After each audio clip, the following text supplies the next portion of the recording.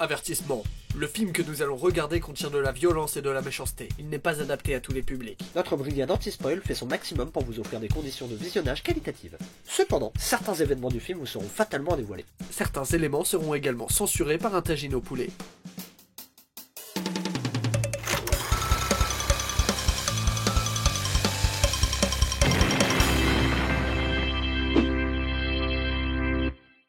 The Devil Reject est un film d'horreur américain réalisé par Rob Zombie et sorti au cinéma le 19 juillet 2006. Ce film raconte l'histoire d'une joyeuse famille de psychopathes, aussi éclectique que cruelle, composée d'un papa clown sympathique, Allez, papa, chope là, d'une maman prostituée aimante,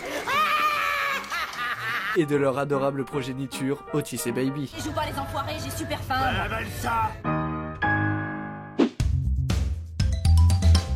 La famille responsable de ces crimes atroces est devenue plus connue sous le nom Les Rebuts du Diable. Tu vois, je t'avais dit, ça serait une super comédie romantique. Ça a l'air pas mal. Il est temps pour nous de faire ce que le Seigneur qualifierait de nettoyage du mal. À chaque fois que je regarde un film avec toi, j'ai de l'empathie pour les gens qui sont traqués par la police. Intérêt à lâcher cette arme. Et sinon quoi, tu me tues, c'est débile? Vous ne me coincerez pas. Tu pensais t'en tirer aussi facilement? Lui, c'est Jean Punchline. Sale pute. Franchement, c'est badass, hein. Mais ouais, c'est trop bien. Eh chef, venez plutôt voir ça. Ouais, il s'appelle Spaulding. The Devil Reject, c'est la suite de la maison de Gilbert. Je suis en train de te montrer l'épisode 2. Donc c'est la suite d'un film que j'ai jamais vu, c'est ça? Je suis désolé. Eh, t'as pas eu ton compte de baise cette nuit? J'ai la bite qui me brûle encore. Je pense que niveau insulte, on va apprendre plein de choses avec ce film. Est-ce que tu me prends pour une pute? Je le crois pas. Je le sais. C'est un vivier de clash. Mais putain de connasse, arrête de m'appeler Bambi. Lâche-moi la grappe. Oui, bonjour, nous recherchons le respect. Elle avait les deux mamelles qui se baladaient. Mes seins ne se baladaient pas. On va traquer à chaque black bof. On aurait dit deux ratons laveurs qui voulaient s'enfuir d'une cage ouverte. Ah, ça va, toi, la ferme. C'est vrai, les chiens m'aiment bien. Et les chevaux, c'est un peu comme des gros chiens. Bah c'est vrai, ils ont 4 pattes et ils respirent. Toi la ferme ou je t'éclate ta gueule de pétard. Oh, qu'est-ce que... La doublette. Une journée normale dans le Texas. Qu'est-ce que t'as? T'aimes pas les clowns? T'as intérêt à me répondre, petit malin. Sinon, je vais revenir vous voir, toi et ta maman. Et si t'as pas une bonne raison de détester tous les clowns, je vous tuerai, toi et toute ta putain de famille. C'est trop bien. C'est horrible, mais c'est trop bien. Chinois, japonais, matelez-moi ces pompes à lait. Et la doublette parce que c'est raciste. On dirait un ange. Peut-être, mais ce sera un ange mort quand je la coincerai. Pourquoi on regarde toujours des films où les policiers sont juste des meurtriers? Je vais tuer tous les membres de ta famille. Il a voulu faire la technique du bon flic, mauvais flic, mais il n'y a pas de... Ah ouais, il était tout seul. On a fait ce que vous vouliez, pourquoi vous nous laissez pas partir? Oui, tout d'abord, je vous avais rien dit. Et ensuite, c'est moi qui décide. J'aime bien tuer les gens, ok? Je suis le diable, et je suis sur Terre pour accomplir son œuvre. Qu'est-ce que t'as fait hier? Oh, j'ai rencontré une famille et... je les ai fait souffrir. C'est bon, tu peux pisser tant que tu veux, ça m'est égal. Je veux que toi, tu la frappes au visage. Moi, je veux pas pisser, au pire. Hein. Quoi? On me demande de te frapper pour aller pisser, je me retiens. Qu'est-ce que je t'ai fait? Pourquoi tu m'en veux à moi? Wendy, je la tiens! Tu peux sortir! Oh non! Axel devient liquide! Oh. Ouais, je l'ai pas vu venir, moi non plus. Ah, Cox, merci de m'en avoir proposé. Pendant ce temps, au commissariat... Et surtout, bon appétit. Mais c'est horrible! Il m'a arraché le visage! Il porte son visage.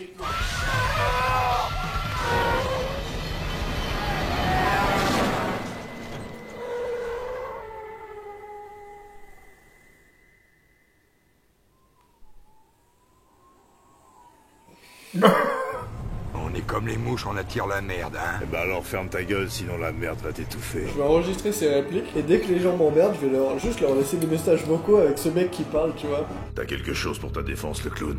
On est en train de le voir, en train de réviser ses punchlines. Ouais, t'es un sacré empaffé de tueur. Tu veux en baver, c'est ça? Donc réellement, il les prépare. Ouais. Ça pouvait pas être aussi bien... Mais en même temps, le mec est si bon, faut qu'il ait un secret, tu vois. Quel genre d'emmerde tu peux avoir avec une chaudasse qui a autant le feu aux fesses? Travailler avec des saletés de pute vénale, je te jure que c'est pas facile.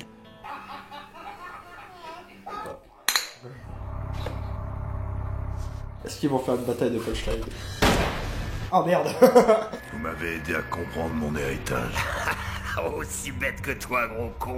Il a rechargé sa banane punchline. Le mec, il a fait une sieste de 10 minutes et il est à bloc.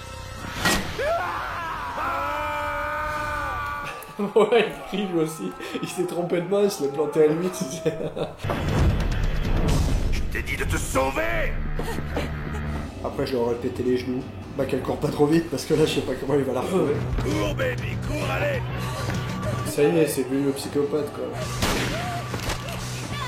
Putain, j'ai entendu ton os se péter d'ici. Mais quel connard. Prise au piège. C'est à moi? Non. C'est toi qui vas te faire foutre. De moins en moins de style dans le punchline. Afin de ne pas vous dévoiler la fin du film, voici des images d'une famille heureuse en vacances.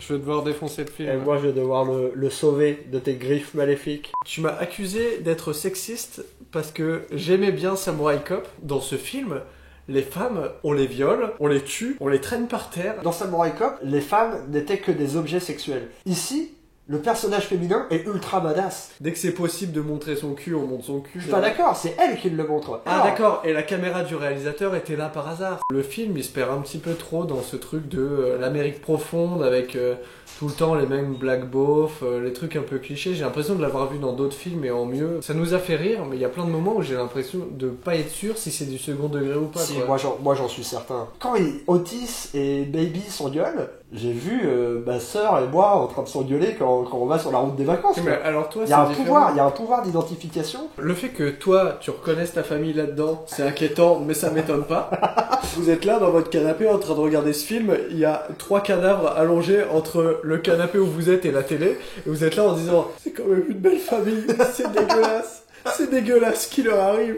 Et ce qui est incroyable dans ce film, c'est qu'ils arrivent à faire quelque chose que j'ai rarement ressenti. T'as peur pour eux, t'as pas envie qu'ils meurent, t'as pas envie qu'ils souffrent. Ça aurait été intéressant d'avoir un personnage un peu plus ambivalent que le flic bon qui va faire la justice lui-même, et de l'autre côté, les fous qui à aucun moment ne remettent en question ce qu'ils font. Après avoir dormi avec une morte, je pense que t'as plus beaucoup d'empathie pour la vie humaine, quoi. À partir du moment où il accepte la vengeance, le fait d'aller se venger, de faire justice lui-même, le flic, moi je voulais qu'il les bute tous. Quand il commence à leur agrafer des trucs dessus, j'étais en mode bah voilà, tu les crames et le monde ira mieux. Oui. Tu vois, l'équation un monstre, 4 monstres, bah voilà. Plutôt que de juste les descendre, histoire de dire ça y est, ils ne feront plus de mal, il fait une mise en scène macabre. Après avoir goûté à ça, il aurait voulu continuer, tu vois, il aurait fait j'aime tant tuer des gens. Mais du coup, c'est là où tu te trompes. Tu sais pourquoi il ne les tue pas et que juste il les fait souffrir?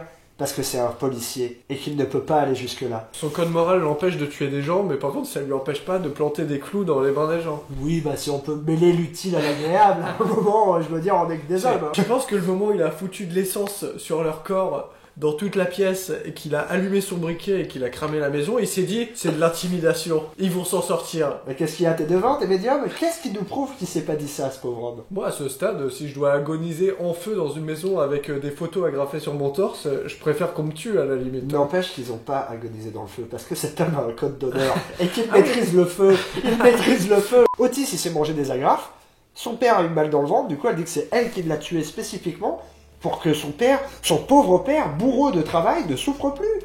35 heures par semaine, à un moment, voilà, ça mine un homme. Ça mine un clown, je dirais. Et du coup, elle fait ça pour sauver son père. Et d'ailleurs, son père n'est jamais battu dans cette scène. Jamais. Parce que ses enfants prennent la relève. Et c'est ça, le pouvoir de la famille. C'est que les enfants épongent les erreurs du père. Est-ce qu'on n'est pas là pour ça, Basile, finalement? Pour éponger les erreurs de nos parents? Ça prend pas accès.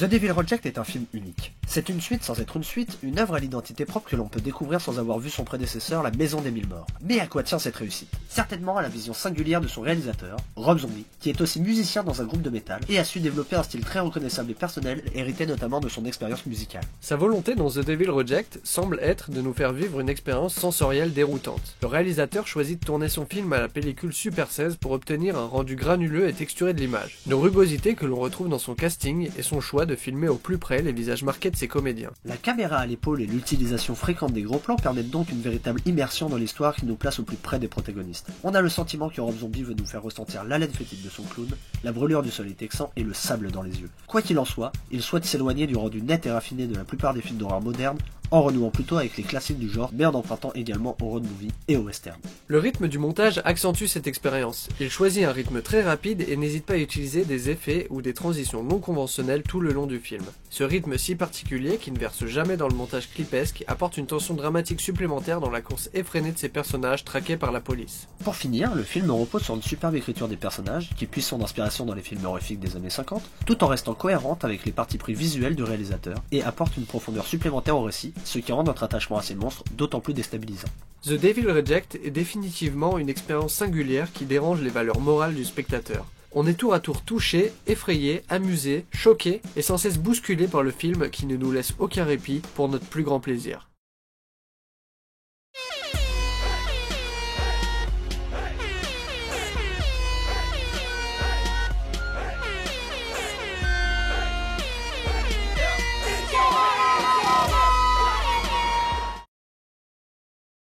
T'as un cow-boy habillé tout en blanc qui fait des punchlines, et le moment où il arrête de faire des punchlines, c'est le moment où il est habillé tout en noir. Pour toi, le réalisateur a choisi la couleur des habits en fonction. Non, je pense qu'il a mis un gilet pare-balles et que par inadvertance, son gilet pare-balles était noir. Mais là n'est pas la question, Basile. Je pense même qu'on peut avancer que les gilets de pare-balles blancs n'existent pas. Sauf si tu les peins. Si tu les peins. Voilà. C'est par exemple le médecin légiste, il fait une blague et qu'il fait alors là, j'ai fait une maison, un petit soleil. Pourquoi le médecin légiste? Parce que c'est le seul qui pourrait avoir des sortes de pinceaux, puisqu'il embaume les morts. Et qu'est-ce qu'il ferait avec un gilet pare-balles? Mais non, mais il ferait une blague à ses collègues. On n'est pas obligé d'aller plus